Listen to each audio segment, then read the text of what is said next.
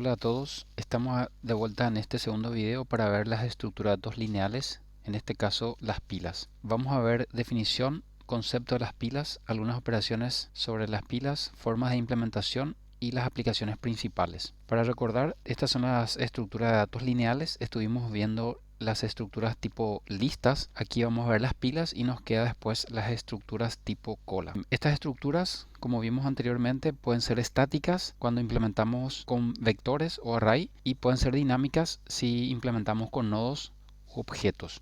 En otros lenguajes de programación, estas estructuras pueden implementarse también con punteros. Bueno, ¿qué es una pila? Es una estructura de datos ordenada y homogénea en la que podamos apilar o desapilar. Apilar implica insertar un elemento y desapilar es sacar un elemento. ¿De qué lugar? Del tope. El único elemento accesible es el que está en el tope de una pila. Entonces decimos también que esta es una estructura tipo LIFO, last in, first out.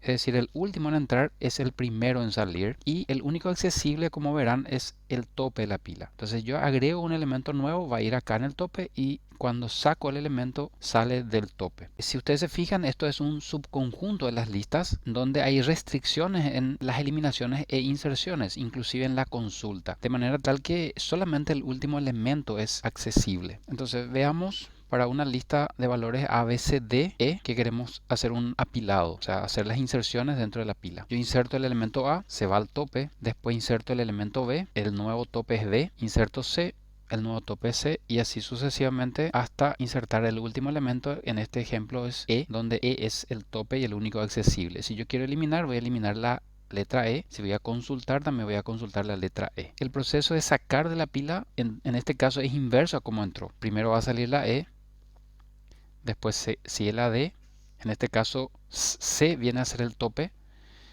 saco B y por último va a salir el primero que había entrado, que en este caso va a ser la A, en este momento queda la pila vacía. A continuación vamos a ver un conjunto de posibles operaciones como ya estuvimos mencionando. En este caso, en los ejemplos siguientes, pila es una pila de objeto de un tipo dado y X es un objeto de dicho tipo. Entonces las operaciones pueden ser push, que equivale a apilar, donde voy a apilar X. Inserta en ese caso el objeto X en el tope de la pila. Pop o equivalente desapilar me saca el elemento de la pila y retorna el objeto que sacó, que es X. Si ejecuto tope es equivalente a consultar para ver qué hay en el tope de la pila. Entonces devuelve el elemento que está en esa posición. Puede ser en un vector o en un nodo. Y opcionalmente puedo tener la operación es vacía, que devuelve boolean, es decir, devuelve true or false, dependiendo de si la pila está o no vacía.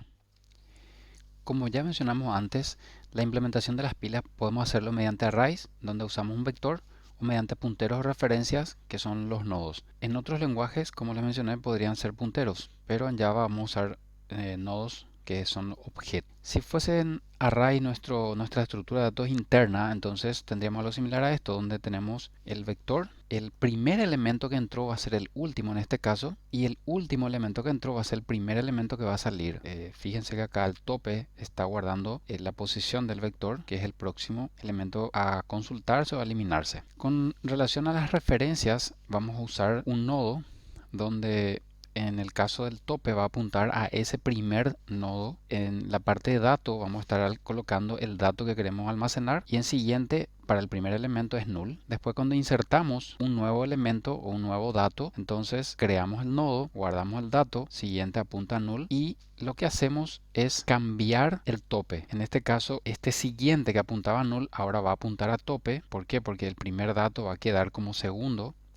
El nuevo tope va a ser este dato 2 que habíamos insertado en segundo lugar. Fíjense, el próximo a eliminarse sería este dato 2 o a consultarse y el dato 1 queda, digamos, hacia atrás. Es igual que una lista, la inserción al frente en este caso, pero se restringe el acceso solo al tope, como habrán visto. Algunas operaciones básicas, como podemos ver, o ya estuvimos viendo de hecho, apilar, desapilar, consultar, verificar si está vacía cuando se tratan de arrays y de punteros o nodos, y también podemos verificar si está llena cuando estamos implementando con array. Recuerden que el array tiene una estructura donde la cantidad de elementos son o es limitada, entonces podría llenarse. Y si tratamos de insertar un elemento después de llenarse, eso podría lanzar una excepción. Entonces hay que manejar esa situación posible. ¿Dónde utilizamos las pilas? Bueno, en diferentes lugares. En la programación de sistemas, por ejemplo, para registrar llamadas a subprogramas, recuperar datos anteriores, recuperar los parámetros. Cuando uno hace una llamada a un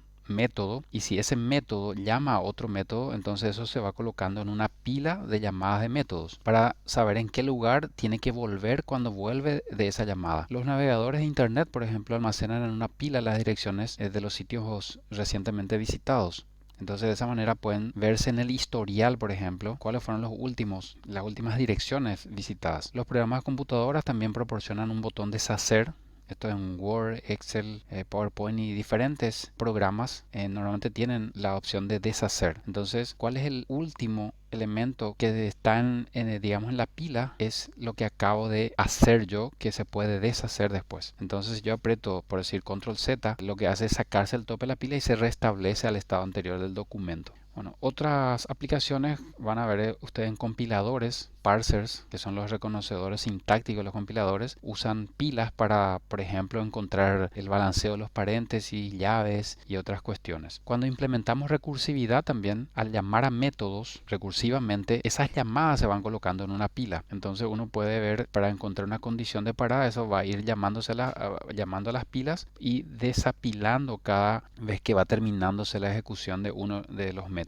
Otra aplicación que pueden encontrar es la búsqueda reciente en Facebook. Si ustedes buscaron alguna persona en el Facebook, por ejemplo, van a encontrar que en el tope va a estar la última persona a quien buscaron, o página o lo que sea, ¿verdad? Después tenemos, por ejemplo, la conversión de notación infija a postfija, que es una conversión, o sea, un tipo de operación que se usaba en las calculadoras HP, donde convertíamos expresiones infija, que es, por ejemplo, 3 más 5 o las operaciones normales que nosotros entendemos, eso es una operación infija, y eso se convertía en una expresión postfija o prefija usando pilas, y eso se implementaron en las calculadoras HP ya por 1929 cuando crearon las primeras calculadoras. Si yo quiero recuperar elementos en orden inverso, también vamos a usar pilas, por ejemplo en un depósito o una pila de contenedores, etcétera. Ustedes fíjense que en el ejemplo que estuvimos viendo, el primer elemento que entró es el último que sale, entonces al sacar estoy sacando en orden inverso. Entonces uno de los casos que vimos fue la aplicación, la recursividad. Un algoritmo recursivo, ustedes ya saben que es aquel algoritmo que expresa la solución de un problema en términos de una llamada a sí mismo. Entonces podría haber este ejemplo de factorial, por ejemplo, donde tengo llamadas recursivas. Aquí en esta parte estamos haciendo factorial y voy disminuyendo n cada vez. Entonces en algún momento esto va a parar. Cuando n es menor a 2, él retorna 1, y mientras no ocurre esto va a ir ejecutándose esta línea y estoy ejecutando llamadas recursivas. Fíjense cómo podemos esto implementar sin usar la recursividad, implementando las pilas. Entonces leemos n. Aquí teníamos, por ejemplo, digamos 6, después va a ir 5, 4, 3, 2. Cuando llegue a 1 se retorna, y acá en este caso puede ser estos 6. Digo, mientras n sea mayor a 1 voy apilando 6, después 5, después 4, 3, 2. Cuando llega a 1 él va a salir, va a venir acá donde dice factorial es igual a 1 y empieza a desapilar todo lo que habíamos apilado. Entonces voy a tener 1, en realidad es el último que entró, 6 fue el primero, entonces voy a tener 1 por 1, 1, luego voy a desapilar el 2, voy a tener 1 por 2, 2, voy a desapilar el 3, voy a tener 2 por 3, 6, y así voy a desapilar el 4, el 5 y por último el 6, que fue el primero que entró, y el resultado me va a dar el factorial, que en ese ejemplo es 120 si no me equivoco. Ok, tanto las pilas como las colas pueden encapsularse. Esto es encerrar en una cápsula, o sea, en clases, la estructura de datos en sí, haciendo que las propiedades sean privadas o protegidas, y tener métodos que son públicos para acceder a esa estructura de datos. Y estos métodos públicos, básicamente la interfaz, son apilar, desapilar, consultar, tal vez buscar o ver si está vacía, por ejemplo. Entonces, estas estructuras generalmente implementamos con array objeto, como les mencioné, y el usuario no va a enterarse cuál es la estructura interna que estamos usando. ¿Por qué? Porque está encapsulada dentro de la clase.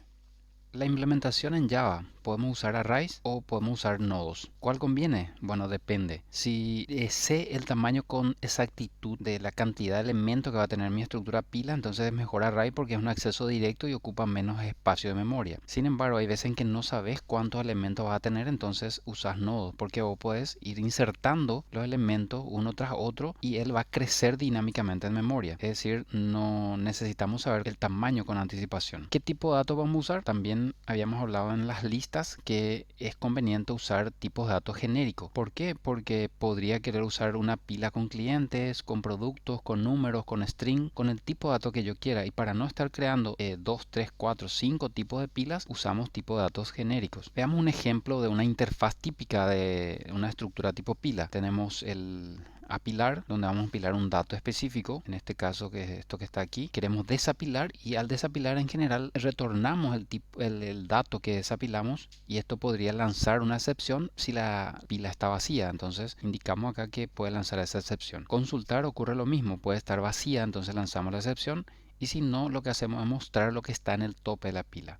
Mostrar en el sentido de retornar. También podría yo buscar un dato y esa búsqueda me tiene que retornar la posición. Si no encuentra, la pila está vacía, entonces va a devolver 0. GetLongitud simplemente retorna el tamaño de la pila y es vacía, indica si es o no vacía la estructura. Veamos ahora una operación típica de apilar usando nodos. En este caso recibimos como parámetro el tipo de dato genérico T, que es el dato. Recuerden que en la aplicación, es decir, donde tenemos el main, allí vamos a definir qué va a ser T. Puede ser un cliente, un producto, un entero, un string, el tipo de dato que yo decida, pero en la aplicación. Entonces él de este momento viene acá ya ese tipo de dato específico. Entonces, para insertar, al inicio vamos a tener creada una estructura, o sea, mejor dicho, creado un nodo, que en este caso es un nodo nuevo. Le cargo acá el dato y ¿qué hago? Tengo el tope ya con un elemento, entonces voy a insertar un nuevo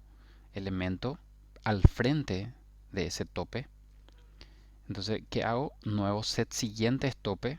Lo que estoy diciendo es, en este lugar voy a colocar la dirección de memoria de tope y va a ocurrir esto que está acá. Tengo el nuevo, el dato 2, que era esta estructura, y en siguiente guardo la dirección de memoria de este nodo que está aquí y este claramente está guardando null como siempre. ¿Qué pasa? El tope ahora tengo que cambiar de lugar. El tope era esto, ahora va a pasar al dato 2, al nuevo tope. En este momento nuevo y tope apuntan a esta estructura. Sin embargo, como nuevo es temporal, eso va a desaparecer. Sin embargo, tope va a guardar la dirección de memoria del tope, que es el dato 2. Y ahí voy a aumentar la longitud, que en este caso va a pasar a ser 2. Ese mismo proceso voy a hacer todas las veces que yo quiero insertar. Básicamente esto, vean que es insertar al frente, que ya habíamos visto en listas enlazadas. ¿Qué notan? Justamente lo que les mencioné, que es inserción al frente de una lista enlazada. Desapilar. Determinamos si está vacía la estructura. Si está vacía, lanzamos una excepción. Si no está vacía, ¿qué voy a hacer? Voy a guardar en un auxiliar el tope de la lista. Guardo aquí esto en un auxiliar. Lo que hago es avanzar al siguiente. Entonces estoy diciendo en tope voy a guardar ahora lo que está en el siguiente del tope. ¿Cuál es el siguiente del tope? Dato 1. Entonces en tope va a guardar la dirección de memoria de este nodo dato 1 que está aquí. Lo que hago en realidad es saltarme aquí. Como ya no se va a guardar esta dirección de memoria cuando aux se elimine, esto queda para el garbage collector de Java, que es el que libera espacio de memoria. Es un método dentro de system que, digamos, pasa a recolectar todas las memorias ya no se usan y libera espacio de memoria. Entonces ocurre esto. Aux guarda esto y tope avanzó acá. Esto es lo que estamos viendo en este momento. ¿Y qué hago? Pongo en aux set siguiente null. Es decir, aquí yo voy a poner null en esta parte para romper el enlace que tenía acá, de tal manera que se pueda liberar ese espacio de memoria. Entonces el tope guarda ya esto y disminuyo la longitud y al final tengo que retornar, porque me pide retornar un tipo de dato, Entonces el getDato. ¿Qué es el getDato? Lo que está en este lugar, es decir, dato 2. Y a partir de ahí, aux desaparece porque era una variable local. Entonces ya el garbage collector se va a encargar de liberar ese espacio de memoria y el tope sigue guardando al dato 1. Bastante simple. Idéntico a eliminar el frente en una lista enlazada a sí mismo. Si ustedes se fijan, el tiempo de ejecución de estos métodos, tanto insertar como eliminar, es constante. ¿Por qué? Porque no importa la cantidad de elementos que yo tenga en mi pila, tengo 1, 2, 3, 4, 5, 6 en el peor caso. ¿Sí? En realidad 5, porque esto o es esto o es el resto. Entonces 1, 2, 3, 4, 5, no importa n. Yo puedo tener 1000, 10.000, 100.000 datos en la pila, pero voy a hacer en 5 operaciones la parte de desapilar. A eso es lo que llamamos tiempo constante. Lo mismo ocurre con insertar o apilar, que es. Consultar, como verán, simplemente es determinar si no está vacía, va a retornar el dato. En este caso, si estuviese vacía, lanzaría la excepción. Y si no, entonces retorna lo que está en este lugar, que es el getDato. ¿Okay? Esto claramente también es constante, apenas una instrucción, este o este. Esto no modifica la estructura, es decir, podría ser una constante, por ejemplo, este método fácilmente porque no modifica nada. Entonces recuerden que solo se puede acceder al tope de la pila. En realidad eso se exceptúa para buscar. De repente yo puedo tener un método buscar donde sí voy a acceder a los demás elementos buscando a ver si está o no está cierto dato en la pila. Pero en la teoría solo se accede al tope de la pila. Ok, aquí tienen libros y una página de YouTube donde pueden ver videos relacionados a pilas y colas. Cualquier consulta o duda pueden escribir al foro de la unidad 4 y estaremos respondiendo entre todos. Pueden responder los mismos compañeros o los profesores dentro de las 24 o 48 horas estamos respondiendo. En el próximo video estaremos viendo acerca de las estructuras tipo colas. Nos vemos.